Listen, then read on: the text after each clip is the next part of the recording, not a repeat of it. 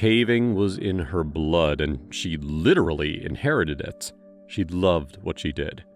Her feet touched hundreds of caves, and her personality touched hundreds of hearts. Happy, chatty, kind-hearted, yet ferociously in love with her passion for cave diving, Christy Quintana had no idea what she would meet at an upcoming adventure to the Sótano del Aire cave in Mexico. She expertly descended down to the bottomless pit of the cave, and then explored and experienced the exhilaration that she always did when deeply engrossed in her love for caving. Before we dive into the video, I'd like to ask for your support by subscribing to our channel. Currently, only 8% of our viewers are subscribed, but your subscription helps us create more content like this. Simply click the subscribe button, like this video, and hit the bell icon to stay updated on our latest uploads. Once back on the rope to go up to touch the Earth's surface, she ascended. And when she was just a few meters away, a deafening sound shocked her. As she looked up, something came straight at her, and her world went black. We invest our utmost efforts into bringing you stories of unbelievable real-life incidents. In this video, we will share cave diving accidents that cause tragic outcomes that you wouldn't believe could ever happen. We try our very best to provide you with well-researched information. If you want to support us, please take a second to click that like and subscribe button. This will help and motivate us to bring valuable content to your fingertips. Karen Quintana was a free spirit and loved to hang around caves, especially during vacations. He would make sure to visit tourist caves and somehow inculcate the love for caves into his young daughter, Christy. Christy, who was born in 1972, was a native of Texas.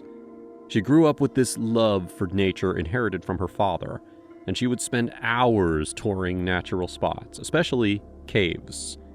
She eventually began working as a guide at Inner Space Cavern and started wild caving. Christy had such charisma. She touched the hearts of all those who knew her. She was brilliant, she was kind-hearted, multi-talented, and a generous soul. She was considered extraordinary by her family, friends, and the entire caving community because of the way she looked at life. Always smiling and laughing, trying to make the most out of any and every moment that life had to offer. She joined the caving community in 1995 and left her footprints in caves all around Texas. Christy Quintana arrived in Mexico intending to learn Spanish and visit the many caves dotted around San Luis Potosí in Mexico. She had been there for several weeks, living with a local family as part of the Spanish school. The Asociación Potosino del Montañismo Excursionismo, also known as APME, is a very active caving organization that welcomed Christy with open arms, and she was all geared up to enjoy visiting the nearby caves. It was an opportunity that she wouldn't miss. Who would have thought that the 26-year-old was living her last days doing what she loved? That she would succumb to her obsession and love for caves, and that her coming visits would prove to be utterly tragic.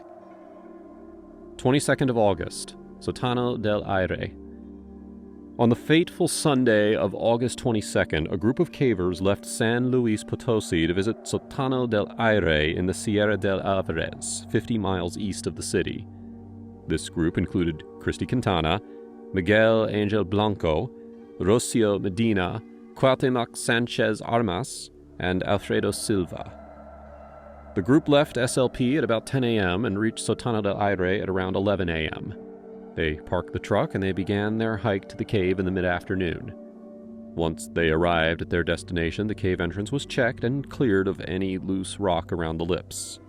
Then, a rope was rigged into the 764-foot entrance drop to dangle freely from the edge. Miguel, Christy, Rocio, and Cuauhtemoc descended the entrance pit. Alfredo and Sergio remained at the surface. They left to find other entrances to the cave, but they returned to the original spot by 7 o'clock. At around 10:30 p.m., Sergio and Alfredo heard a deafening sound from a massive rock collapse at the entrance.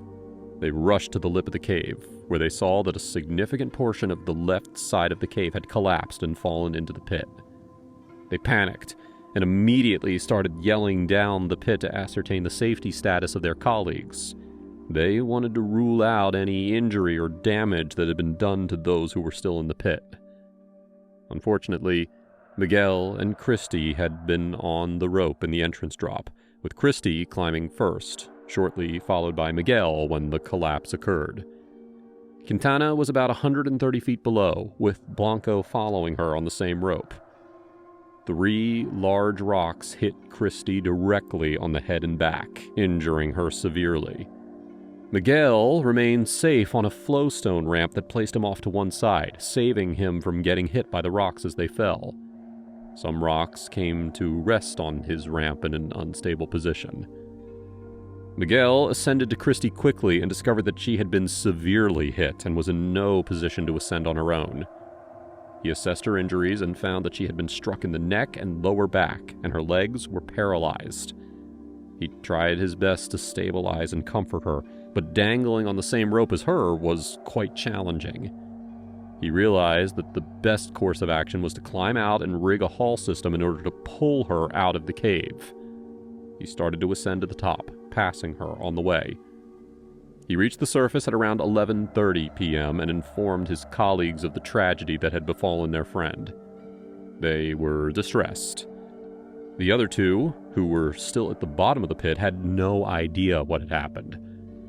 The group then began to assemble their own gear and make do with a so-called Georgia haul system, simply hauling on the rope without any mechanical advantage. They had no rescue equipment available. They rigged their haul system and started pulling Christy. They assessed that 3 large rocks were unstable after the collapse and had to be secured before they could begin their rescue operation.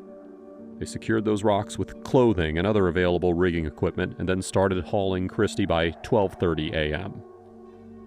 At around 2:30 a.m., when Christy was about 4 meters below the cave's lip, Miguel rappelled down to help Christy climb up the lip of the cave. He was devastated to find out that Christy had already succumbed to her injuries and had passed away while they had been hauling her out of the pit.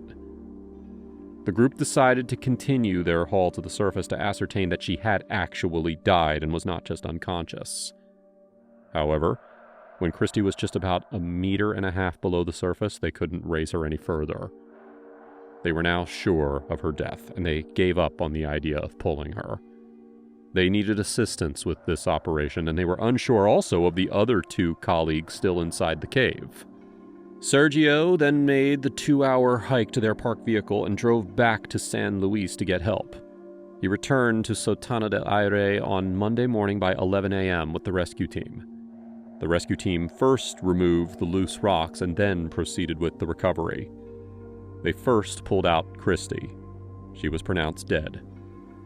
At around 2 p.m., 2 rescue team members descended the narrow spot about 55 meters below the entrance to remove the rocks that had come to rest on the side landing the night before.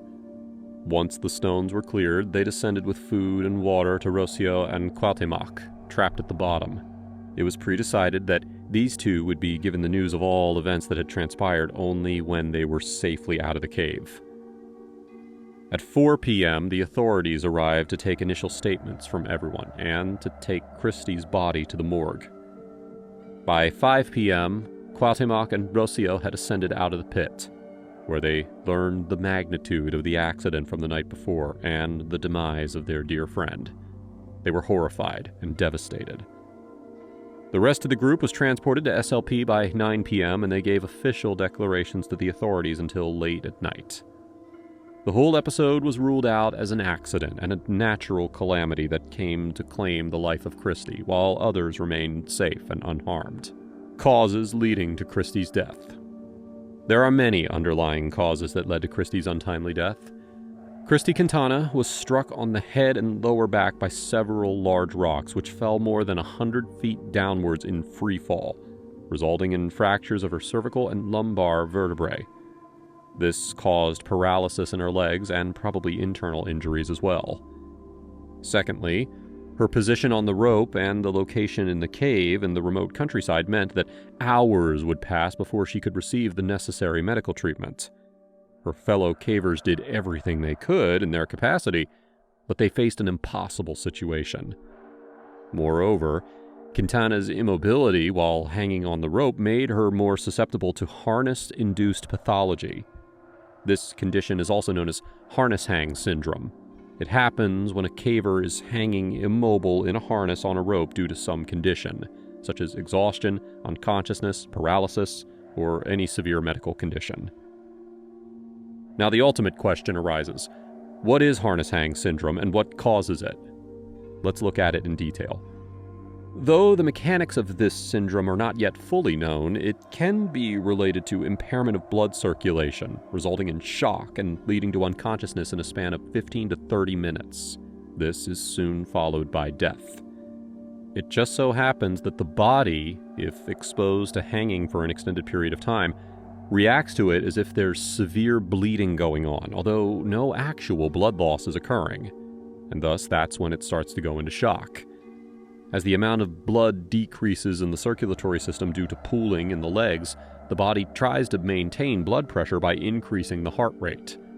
This creates an ongoing vicious cycle because the elevated heart rate and blood pressure increase the speed with which the blood gets collected and trapped in the legs. Finally, the amount of blood remaining in the circulatory system's central part is too small to keep the brain, heart, and other vital organs alive. Death occurs due to a lack of oxygen in the brain and heart tissues. Christy needed to be off rope, lying down, and treated for shock. Within the first 15 minutes, she was hit by the rocks, which was impossible in the given situation. Even if she hadn't experienced any other injuries, she needed to be off the rope and lying on her back with her legs elevated upwards within 10 minutes of actual impact, which wasn't possible at that time. Miguel was well below Christy when the stones hit her. Even in a perfect situation with an experienced, well-rested rescuer trained to handle such situations, it would have taken at least 2 to 3 minutes to get to Christy and assess her injuries, decide what immediate steps were going to be taken, and then resume climbing back to the surface. Miguel had been already caving for several hours when the tragedy happened, and also had no formal rescue training. He had to climb another 40 meters before any attempt could be made to start a haul. Even in a perfect scenario, it would have taken at least 15 to 20 minutes for a fast climber to cover that distance. In contrast, Miguel was already tired, distressed, and panicked by the situation. The results wouldn't be any different if the incident had happened in a perfect situation. Moreover, suppose the team had somehow managed to haul Christy to the surface miraculously in a short enough time. They were still at a distance of a 2-hour hike from their parked vehicle. They couldn't just simply hike with a severely injured patient needing spinal immobilization and intensive care. Survival would have required a rescue helicopter standing by somewhere near the top of the pit and a state-of-the-art trauma center just waiting to receive her at the end of a short flight. That makes it very far-fetched. 1. It is highly recommended and vitally essential to get an injured or unconscious caver off rope as quickly as possible, preferably within 15 minutes. 2. It is best to lower the subject to the bottom of the pit, or perform pick-off and rappelling with them to the bottom if circumstances permit. And 3. Sometimes the best course of action is to get the patient to the bottom and keep them stable by keeping them warm and waiting for help. In Quintana's case, her spinal and internal injuries, the broken and constricted nature of the drop, and descending the long length of the pit might also have all led to it being fatal. Further, there is no guarantee that she wouldn't have expired due to suspected internal bleeding, spinal trauma, or other trauma once she was off the rope. Her situation was not survivable regardless of the course of action chosen. Christy's death was written this way. It was fate's calling, and it can only be ruled out as a tragic accident. There was no way that this unfortunate team could have saved Christy's life. It was regrettable, yet fateful. Sometimes bad things happen to good people who are doing all the right things, and very often so, those bad things are fatal. Unfortunately, Christy was in Sótano del Aire right when a significant collapse occurred. Miguel, Sergio, and Alfredo did their best, but all the cards were stacked against them and against poor Christy. Christy was a philanthropist and loved to serve the needy in any capacity she could. She used to collect clothes and stationery for underprivileged children in Mexico. When Christy passed away, piles of clothes and school supplies still needed to be delivered. In 1999, the Christy Quintana Memorial Fund was established to cover rescue-related emergencies. This fund was later renamed the Grotto Memorial Fund, and now aims to cover rescue-related costs and training purposes for cavers and medical equipment. Christy is still remembered as a shining star amongst her family, friends, and colleagues. It always brightened my day to talk with her, Karen Vanox. Christy had such charisma. She touched the hearts of all that knew her. Mike Walsh. Christy is and was our ray of sunshine every day in our presence. Christy Rogers. The memory of her laughter, her humor, and her tremendous outlook on life will be something I will keep as a guideline in my behavior.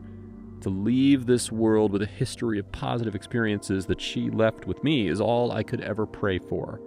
God bless you, Christy, and thank you for your smile. Amy Beveridge.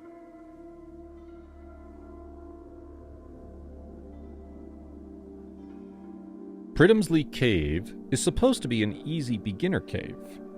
Now, even though it's not a commercial show cave, professional splunkers often lead groups of new cavers and even class trips through Pridhamsley's dark, twisting corridors.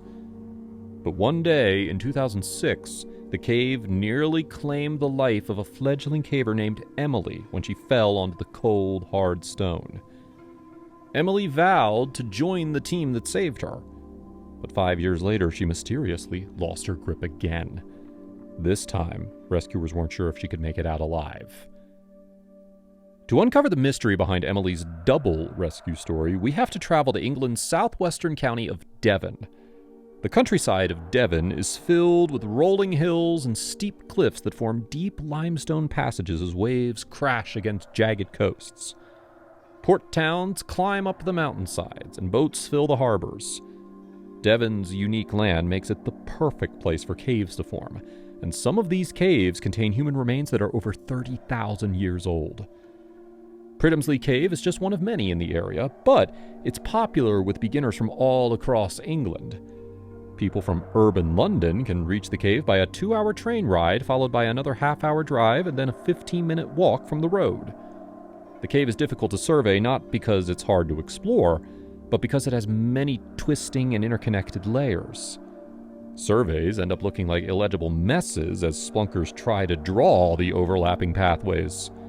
There's only one updated map available at a nearby library, so new cavers can't research their routes before traveling to the area. Cavers descending into Pridhamsley rely on guides who know the passages, blissfully unaware of the deadly traps awaiting them below. Outdoor groups like Somerset Adventures will take new cavers on paid tours through the caverns, but make no mistake, Pridhamsley Cave is the real deal. It might be easy enough to reliably take newbies through it, but it does require serious caving gear, and the cave will present difficult maneuvers for those not yet baptized by the muddy waters below ground. Back in 2006, a determined caver named Emily set foot into Pridhamsley with a few others. She was only 19 at the time and excited to explore real caving.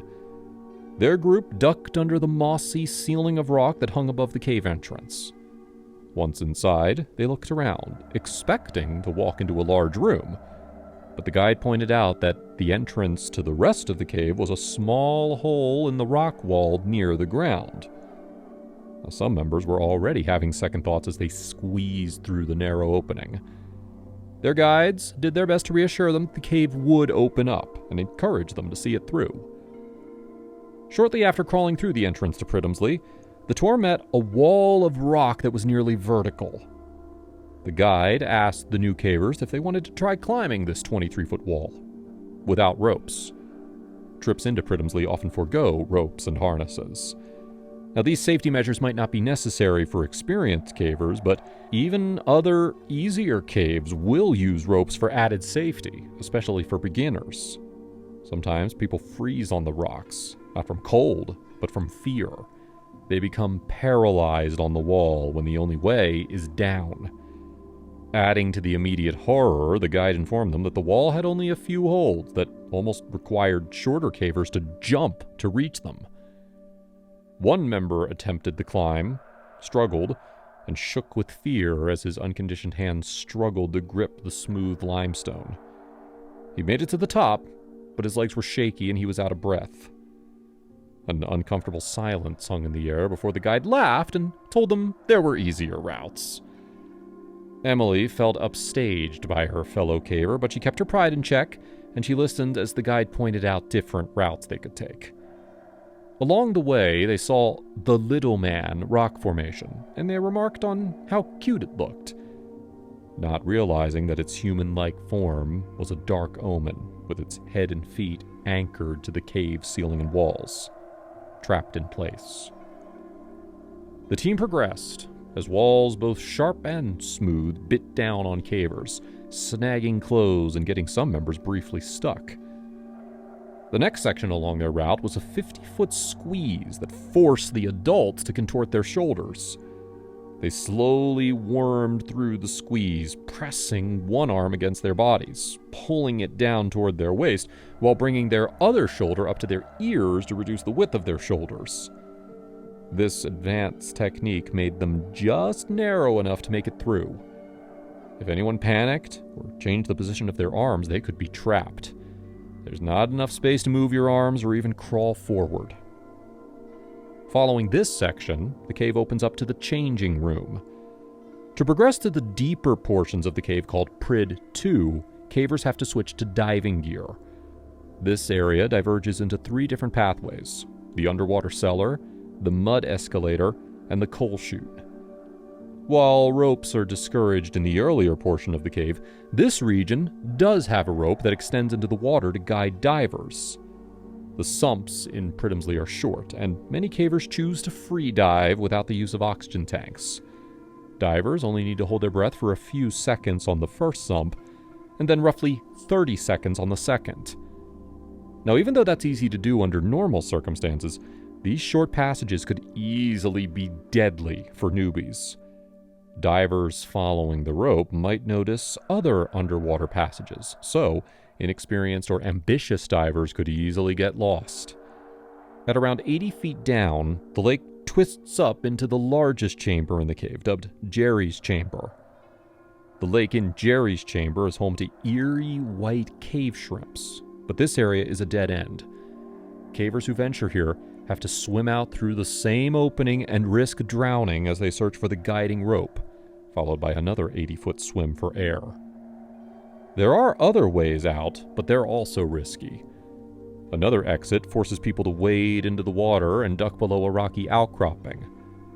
The next section is almost entirely submerged, with barely enough room between the water and the ceiling to keep your mouth out of the water. It was near the changing room that things went wrong for Emily. The last exit is through the mud escalator, a 16-foot-tall ramp that's covered in mud.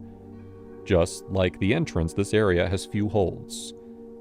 Emily chose this section and began climbing up the thick sludge on the cave wall. She didn't get far.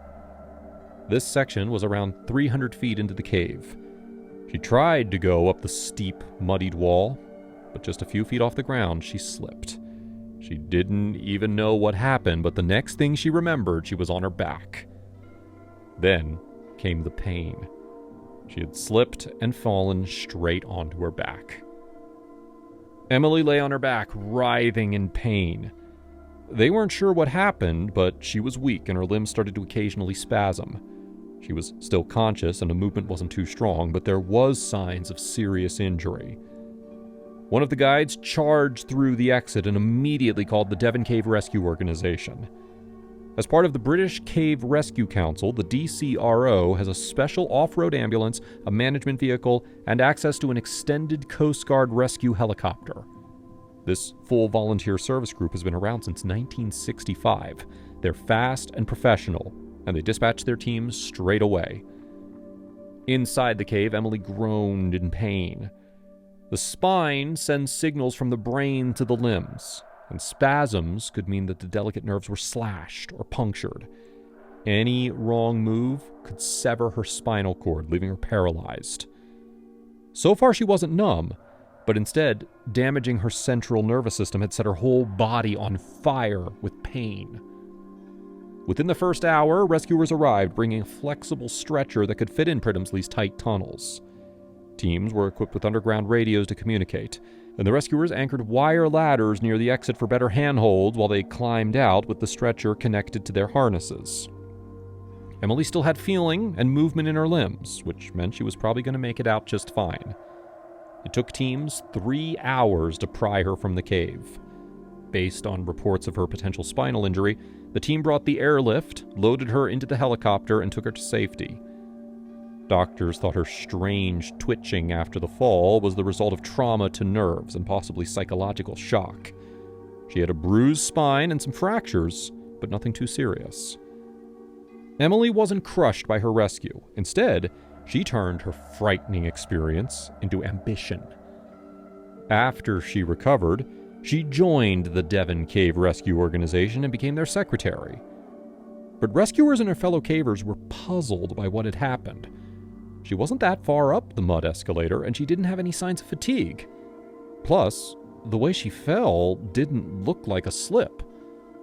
Then there was the strange reaction that happened when she landed. Within a few years' time, the answer behind Emily's mysterious fall would be revealed when Emily had her second cave rescue, and this one was much worse. In 2011, Emily was exploring an abandoned mining tunnel connected near England's caves when something went wrong again. Her hands failed to grip a wire ladder, much like the one used to save her before. Her vision went dark, and she fell onto her back again. This time, though, she was more advanced. She was with a small team of cavers, and there was no expert guide. Her friends rushed to her, but this wasn't a simple injury like before. She was immediately in a life and death situation. This time, she lost consciousness. Over the next few hours, she came back to consciousness, only to pass out again as the cycle kept repeating. Prior to this trip, she had revealed the secret of her accident in Pridhamsley Cave. Emily suffered from epilepsy. Both cave rescues were caused by epileptic seizures. Epilepsy is a condition where the brain produces abnormal signals that lead to seizures. In Pridhamsley, Emily might have had an atonic seizure, otherwise known as a drop seizure, which caused her muscles to stop working in the middle of her climb. But now, her brain signals were completely haywire. She might have been experiencing a tonic-clonic or a grand mal seizure, the most extreme side effect of epilepsy. People experiencing grand mal seizures might go stiff or shake uncontrollably, and in rare cases, these catastrophic events can prevent patients from breathing, or even instantly stop their heart from beating.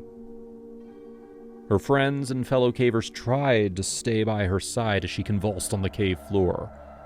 2 members of the party climbed out of the cave, but it was a slow process.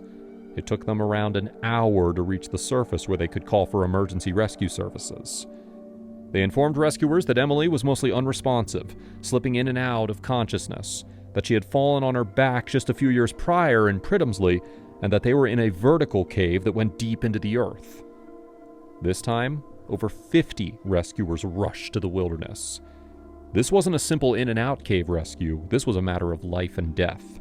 Every second counted, and crews had to improvise a plan. The first rescuers to arrive were volunteer cavers and climbers. They could easily traverse the cave and reach her to assess her condition.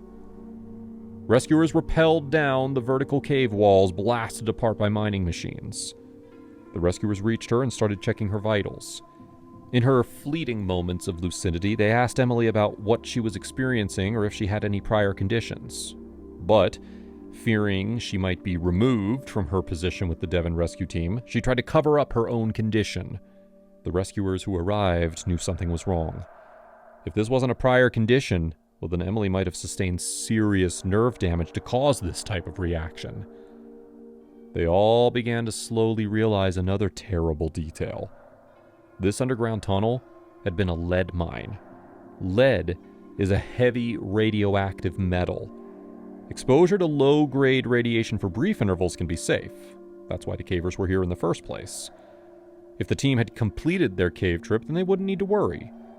But this rescue could easily take 4 times longer than they were supposed to be down here. Each second that goes by could increase their risk of permanent injury and cancer. To make matters worse, the area could expel toxic fumes, or dust from the mines could get picked up as they drill holes for ropes and pulleys.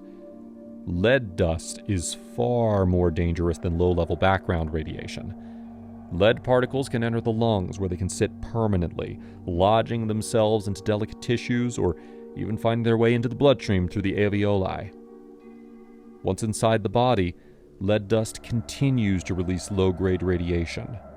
But without a means of escape, this means those exposed are all but guaranteed to get cancer or other life-ending conditions. The rescuers called for better medical backup, and they called the Hazardous Area Response Team, who were trained in dealing with dangerous environments like the lead mines. Rescuers also brought mining engineers who could navigate the mining tunnels that intersect with caves. These technicians also had knowledge on how to create microblasts to dislodge trapped cavers. Paramedics brought anesthesia to numb her pain, but if her nerve damage was too severe, they might not be able to use it, since it would increase the risk her lungs might fail. The first paramedic arrived and deduced that she did have another spinal injury. This time, her pelvis had also been damaged from the fall. As hours passed by, she and her friends realized they had to come clean. Luckily, Emily's group of cavers knew about her condition and gave her medication to block signals in her brain or change the flow of ions to reduce her brain's signal noise and lower the effects of her seizure. They administered the medicine just before the rescuers arrived. If this step hadn't been completed, it's likely that the combination of spinal injury plus the misfiring neurons would have been the death of Emily. Her friends had to risk their own safety to save her. To give her the medicine, they had to get near her mouth, but one wrong move could cause her to bite through her own tongue. She could choke on her tongue or bleed out from severed nerves, or she could involuntarily bite their fingers off. The above-ground part rescue team had a new problem. The cave's entrance was a huge vertical shaft that had to be climbed down. There was no way for them to affix normal pulleys onto the rock with no ceiling above them. Instead, the team used a tripod rope system with a winch to hoist her up a 300-foot cliff and out of the cave. The paramedic attending her wasn't skilled in vertical caving, so they had to be hoisted up the mine shaft with her. They began the slow journey upward as the winch creaked and groaned as dozens of onlookers leaned over the edge with headlamps and bated breath. It took 30 minutes to slowly raise them up the 300-foot hole. They had to check for any problems with their equipment and maintain a close eye on Emily's condition. The rescuers heard she had survived a fall once before, and her friends told them that she had joined a different group, becoming a volunteer rescuer like them. This news sparked a fire inside them, and they all pulled together to work harder than ever. Eventually, Emily was hoisted above the hole into the ghost town above. The whole rescue operation took 6 hours, double Emily's previous rescue, but much faster than the rescuers had anticipated. All in all, Emily spent 9 hours being rescued over the years. She played with fire by not talking about her condition, but sufferers of chronic medical conditions can often be stigmatized. She did her best to live a full life, and she didn't let her injuries or her epilepsy hold her back. She kept on caving and fighting to rescue others just as they rescued her. Thanks for watching. Emily kept striving when many people would have given up. What keeps you motivated to achieve your goals? Let us know in the comments section below. If you enjoyed this video, hit that like button and subscribe to the channel for more rescue stories.